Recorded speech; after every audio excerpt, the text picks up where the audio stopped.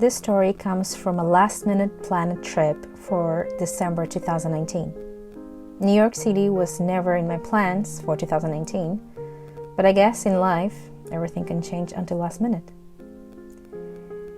In Chapter 1, this is the day after the 10 hours flight delay. In that Heathrow to JFK flight, I met a couple from Germany and Lara from Finland that was going for an audition at the Royal Opera House in New York. Me and her, we actually got a great talk about life and arts over breakfast the next morning at the hotel we stayed after the delayed flight. I really hope to see her again sometime in this cross path of people between trips and life projects we all into. I took a taxi from the hotel near JFK to head off towards my main accommodation in Long Island City, a place well located and not far from the most underground, indie, and also the Latino side area of that part of the city. You can also take the cable car to Roosevelt Island, that is also beautiful, and I hope to come back to enjoy more. I dropped my bags in my room, and one of the clean ladies excused herself meanwhile I replied in Spanish that it was cool and she didn't have to apologize. She was from Colombia, and for me it's also always good to speak my second native language and be kind and appreciate people around me. Took my first metro in New York directly to Bryant Park Station and in the center of Manhattan, and there all I could see was exactly the same landscapes of massive buildings and yellow taxis going around.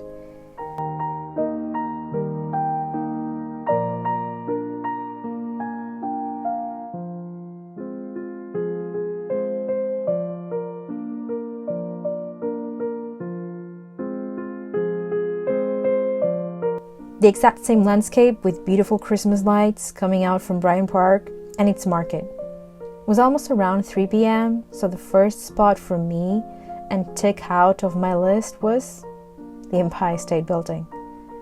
It wasn't planned either.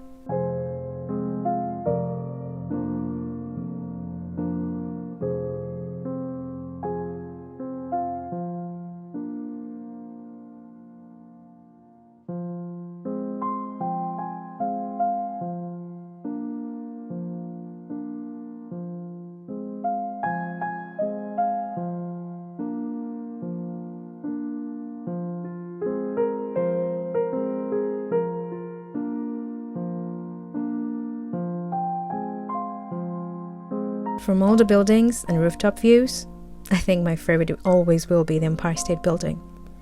It is part of our modern history and how much of a pop culture landmark has been for so many generations. So always take the Empire State Building after a lunch break to see how the sun goes down in the city, and it becomes the most therapeutical and beautiful image from the top of the building. You have to spend your 4 hours in there to enjoy it, even if it's between the crowd of some selfies.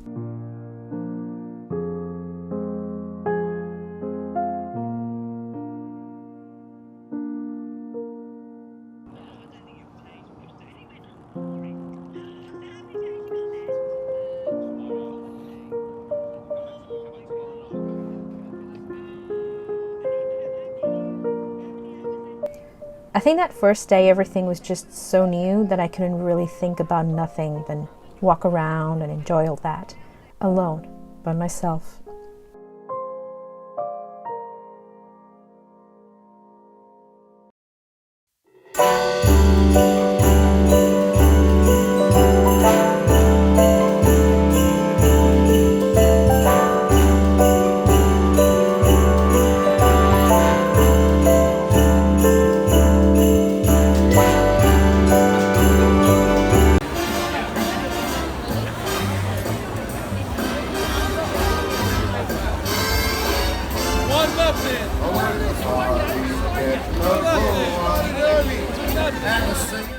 Chapter 2.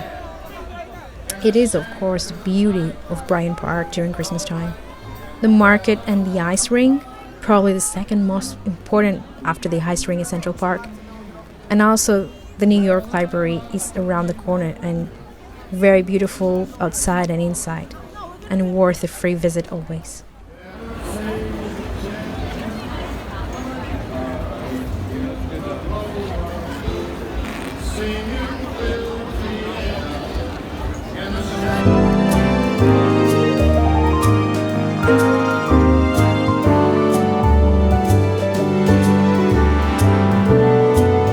Central Park, as much as you can look like it's enormous on a map, it actually feels not that big when you walk around. Still, it's beautiful to walk around the landmark and see people being genuinely happy. That day, I spent it with a good friend, Anna. She's from Russia, and we walked all the day around Lincoln Center and Juilliard to pick up some tickets for a great dancing show. We ate brunch nearby that same area, and we head off to Tribeca to walk around and see some of those amazing buildings. After that, we end up in Chelsea's famous mall center to get almost totally wet in the rain going back to Juilliard to see the show. It was probably one of the best evenings to close 2019.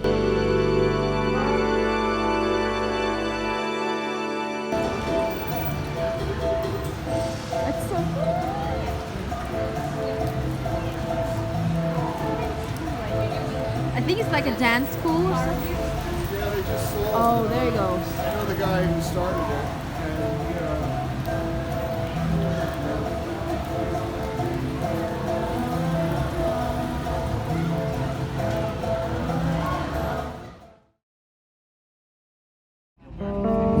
Chapter 3.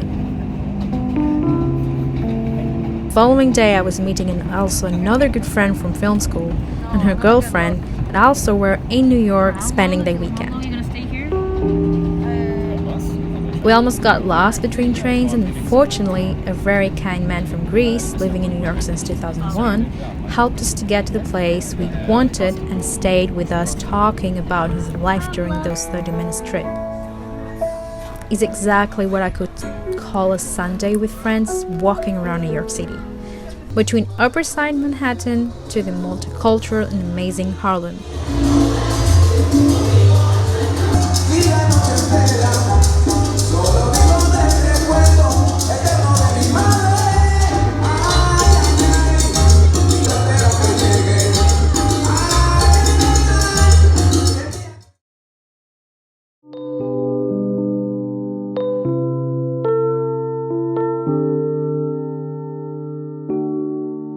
Chapter 4. This day, I was all on my own, up and down the city. From walking around those large avenues with smoke coming out from the underground, to see a Fullerton building full of scaffolding,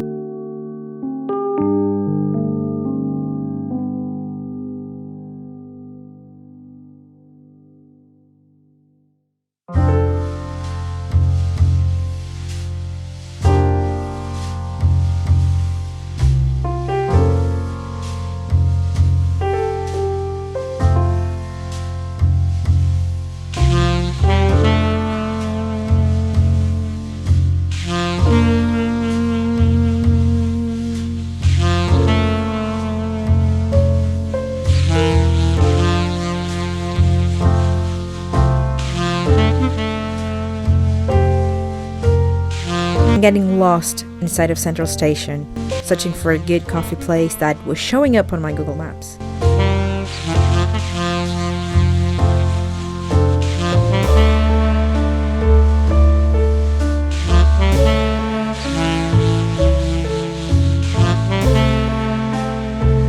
Which I actually did found after so much walking around.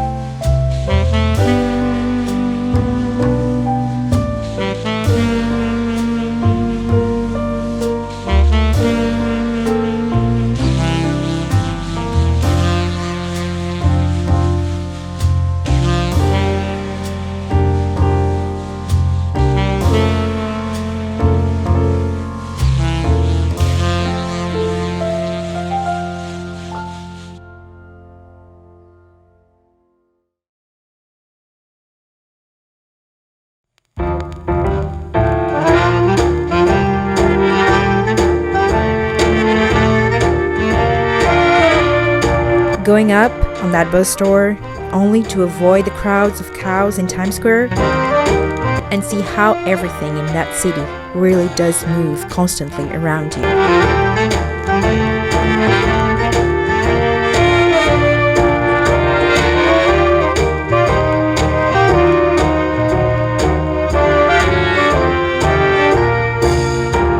A city that it's constantly alive.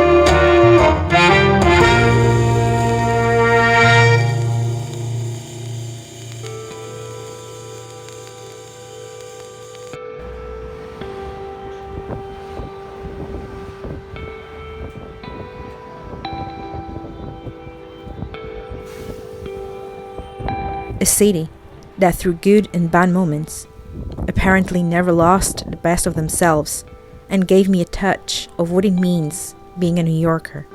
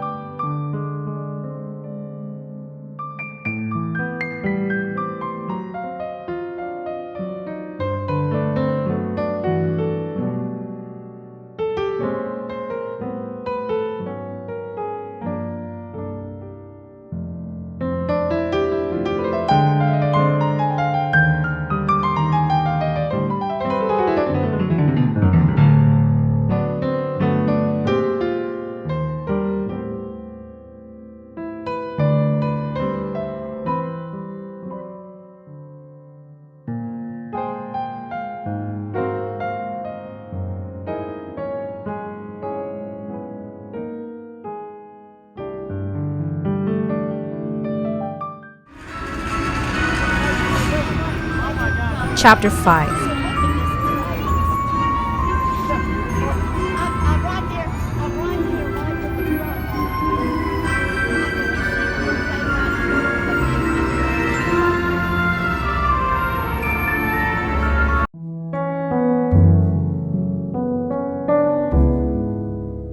My last day was shorter,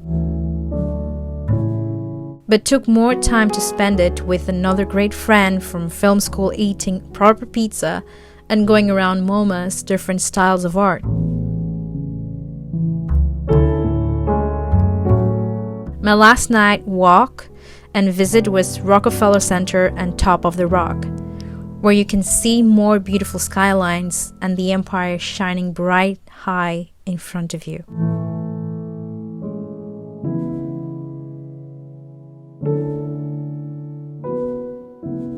That's New York and its people.